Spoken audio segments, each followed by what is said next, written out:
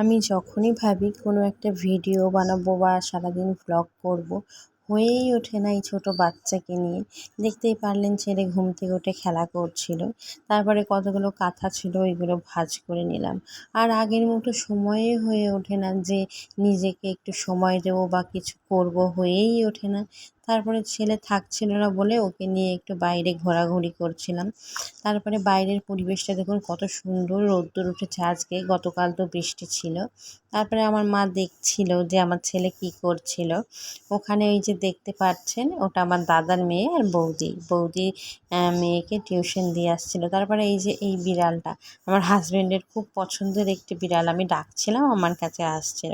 তারপরে আমার ছেলেকে দোলনার মধ্যে দিয়ে একটু ঘুরিয়ে নিয়ে বেরোচ্ছিলাম যাতে আমি একটু ফ্রেশ হতে পারি। আমি এখনও ফ্রেশ হয়ে উঠিনি।